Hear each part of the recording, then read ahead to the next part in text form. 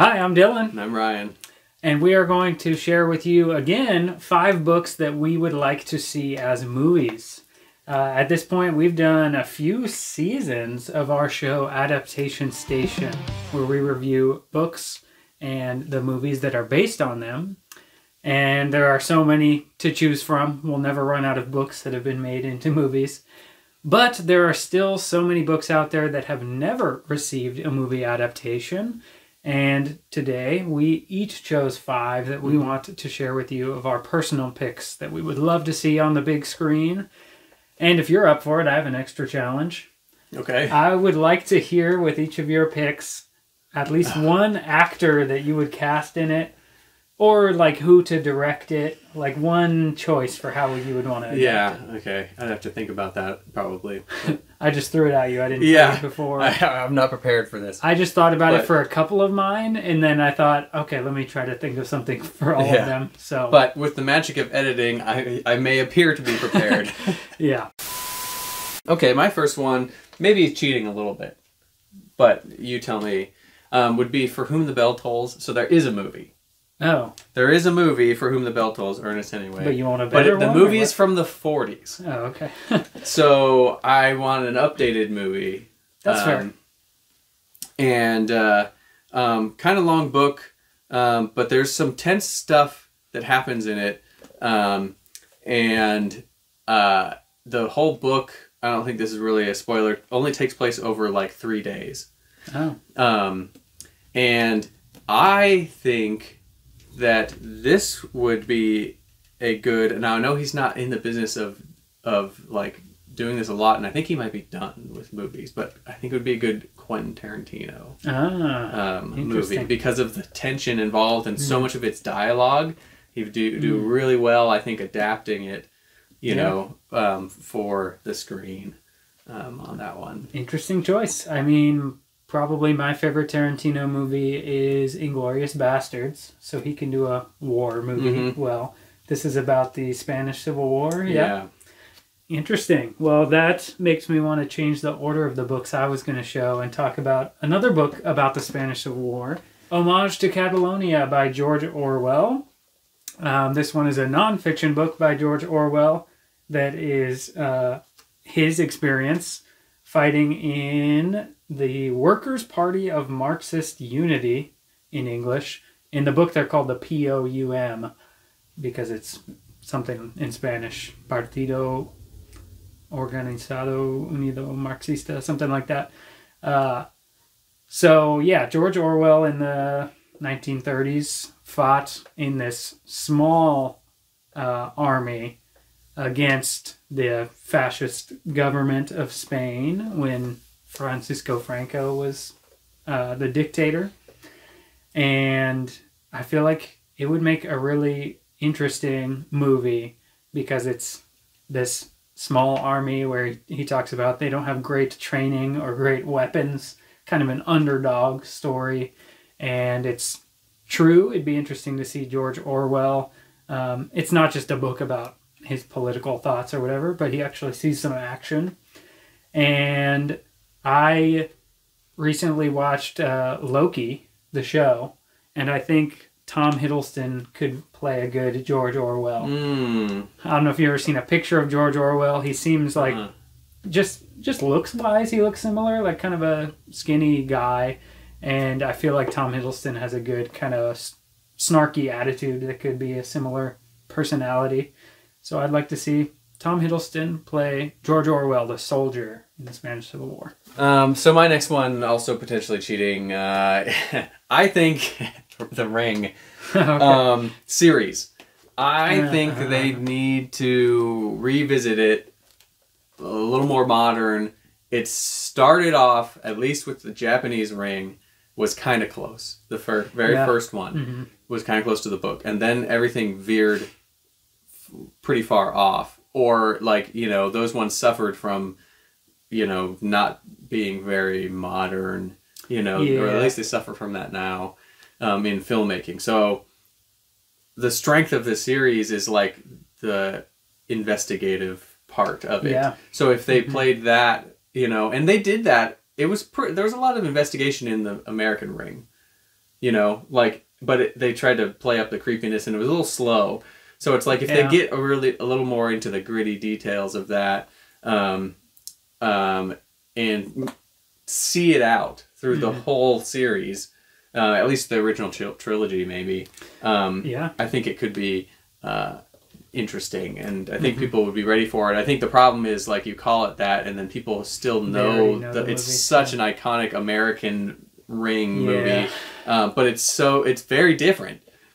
I agree with you. I mean, after we've been reading and watching all the adaptations for our Halloween specials, I still like the first book the best. It's so good, and the first American movie was good, but it's missing something. It's missing. It's done more as the scare factor, where it is scary. The thing that's going on is supernatural and it's creepy, but it's looked at it from a very logical angle. You know, because it's like a reporter looking at everything. And I think if they do it that way, where it's not done as like a straight up horror, it could be interesting. And I don't know. Something that popped into my head for casting for some reason is Mark Ruffalo as the main guy, because it's a guy. It is a guy in the book. The reason why is he's good at playing like a scientist trying to solve a problem. And it's funny that it popped into my head because I saw 2 trailers for movies he's in that I didn't even see, but it just flicked something in my brain. There's the movie Spotlight. And then there's another one where he's investigating, it's a true story too, like very similar to Spotlight, but it's about some company in the US and like they're using some chemical or something that's like killing animals, and they're like, should we be eating this?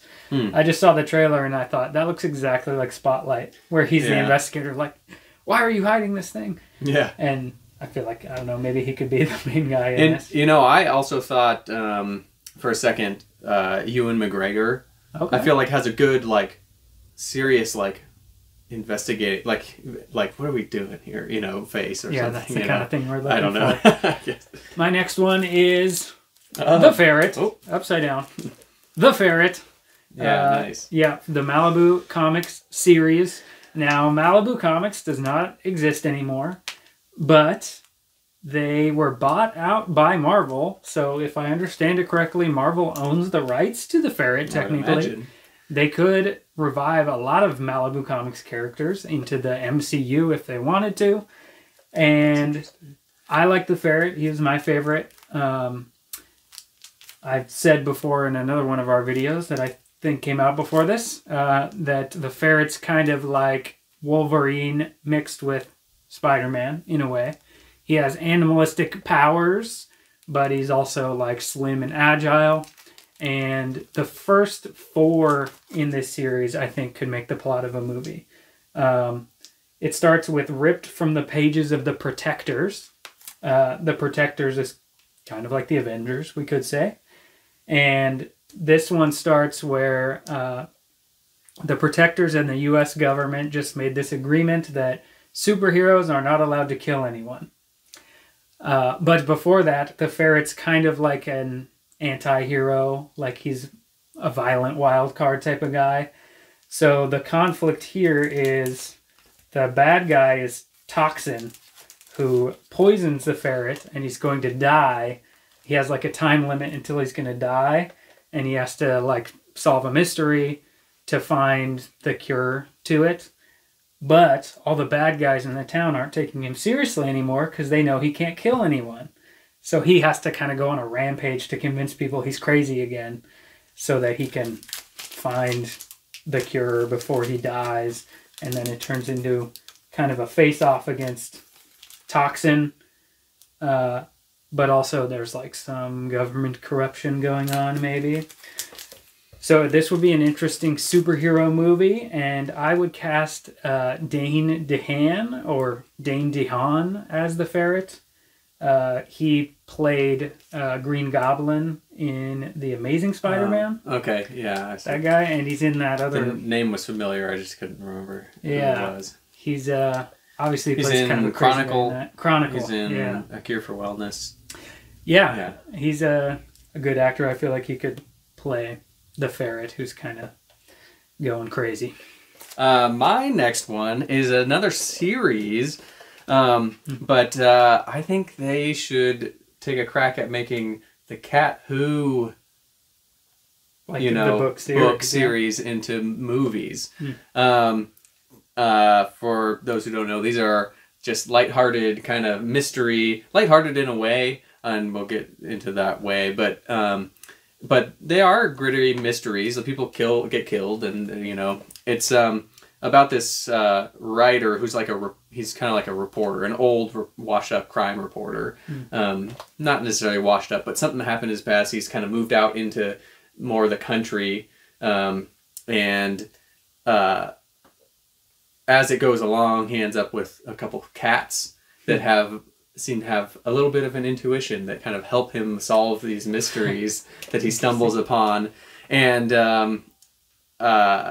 for lack of thinking further on who this might be, I think maybe someone like Sam Elliott could be him. So his big thing, the main character, Jim Quillerin, has got a mustache. A prominent mustache, and sometimes it gets a little tingle in his mustache it's got like to give him a hint on something. Powers. And he's also like he's like a hit with the ladies, you know, like all the ladies like him in some way. You know, he's like a little bit older. I get the sense he's like maybe in his 50s. I mean, Sam Elliott's a little older, so maybe it could be Tom pick somebody Selleck else or something. Tom Selleck's also a little probably older like than the same age. You know, yeah. Like I feel like Tom Selleck, in the 90s would have been like the perfect like era for him to play Jim Quillerin, but it needs to be somebody like that. And my thing is like, they could do something like James Bond where different actors switch out. There's so many books. There's 29 books. So they can make plenty of movies, you know, and they just every few years they switch to a different Jim Quillerin instead of the international, man of mystery. I know that's Austin Powers. Yeah. But same thing. It's a parody. But instead of the womanizing the secret agent James Bond, he's a guy who solves mysteries with cats. I like it. And is it an American book series? Yes. Yeah? Yeah. Lillian Even Jackson more Braun. Reason. We need an American the American version. James Bond is Quillerin, Jim Quillerin. Yeah. Quillerin. Jim Quillerin. Instead of James Bond. I like it. Sounds more American. He's like, I'm just trying to get out of this. I just want to be a writer, live in the woods. Yeah. But, they keep pulling me back with all these. That's kind of what it is. Murders. Yeah. Yep. Cool. Yeah, I would like to see that too. My next one is also a kid's book in a way, but actually a kid's picture book called Babel. I think I mentioned this in one of our top 5 reads of the year videos. In this kid's picture book, Babel is the name of a town where they have not discovered the magic of punctuation yet. So everyone is just talking at the same time, and they're talking over each other. They don't know how to regulate their volume or pause or show different emotions. So nobody understands each other. It's chaos until this little girl finds a magic bag of these red punctuation marks. So one by one, they go through using each punctuation mark, seeing how it can help them better communicate. So they do it pretty often where they take a short kids book, like a Dr. Seuss book. Yeah, where the wild things are. Yeah, too, and make like a 2-3 hour long movie somehow. So I think they could stretch this one out. It would have to be very visual with showing how they're talking, but also you hear the sound of like it's totally incomprehensible. Incomprehensible? Not sure. And then they slowly use these. I think it would be good for a lot of audiences because kids teaches you how to use punctuation. If English isn't your first language, it teaches you how to use punctuation. But also it's just about how we can all better communicate with each other and how it takes more work to understand each other when you live in a society. And who to star in it, the only thought I had for some reason is I think Kristen Bell could be the voice of the little girl. She just has a voice that seems, I don't know, sincere and would care about details. Mm-hmm. So that's the only idea I have for that, other than maybe it could be like a Disney Pixar movie, because they are good at making this type of thing. Mm-hmm. My next one is a Stephen King, one of my favorite Stephen King books, and probably, you know, up with one of my favorite books of all time. That list seems to kind of grow, that group of favorite books of all time. Mm-hmm. But The Girl Who Loved Tom Gordon, which is about a girl who's 9 years old, Trisha McFarlane, gets lost in the woods. And it's about her, you know, tale there of wandering through the woods. Very scary. I think it could be a pretty good movie. You'd have to, I'm not, I think, familiar enough with you know, a lot of young, you know, actresses. Yeah. They'd have to find somebody. They'd probably end up with somebody that most people don't know. Yeah. But not done like a lot of Stephen King movies are done, a little cheesily. You know, if they make it, this could almost be done in like a under the skin movie way, where there's like not a lot of dialogue. You know, I mean, she's by herself out there, and a lot of it, there's inner monologue, but like you could do it where she's just like encountering things in the woods and stuff like that, I think. Okay, so directed by Jonathan Glazer, you're saying? Yeah, I guess so, maybe. That'd be pretty heavy. Yeah. But it's a scary book, like you said. I've read this one, and it scared me more than I thought it would, even though I knew it was Stephen King going into it. Yeah, that's a good choice. And actually, that will lead me to my next one, because it crossed my mind to have Jonathan Glazer direct my next pick also. Oh. It's a book called The Sturgeon's Heart by Amy E. Casey. Yeah, this one is kind of a weird book. It has a few different characters, really 3 main characters who just happen to live in the same place in Duluth, Minnesota. And some strange things are happening to all 3 of them. The most interesting one is there's a guy who wakes up and finds that his skin is translucent all of a sudden. He looks in the mirror and he can just see all of his musculature. And he's like, what the heck is going on? Like, he's not in pain. He doesn't feel anything different. But he calls in sick to work because he doesn't want anyone to see him like this. And he tries to, like, make a doctor's appointment over video call and, like, be in the dark so they don't see him. And, yeah, it would be really interesting and creepy to see that thing in a movie. And the visuals in Under the Skin by Jonathan Glazer lead me to think he could make an interesting visual movie out of this. I didn't like the ending of this book so much, but they change the ending for the movie all the time. So that's why it also crossed my mind maybe it could be an M. Night Shyamalan. He'll just throw some other twist ending on there. Yeah. I don't know. But that would be an interesting one to see on the screen. That's funny. That, I think, maybe leads into potentially my last one. Look what we're doing here. Which would be kind of a funny one. Well, I mean, not ha-ha funny, but coincidence-wise, if this happened. My last one is Paul Tremblay, A Head Full of Ghosts. Because his Cabin at the End of the World was adapted into Knock at the Cabin by M. Night Shyamalan. Okay.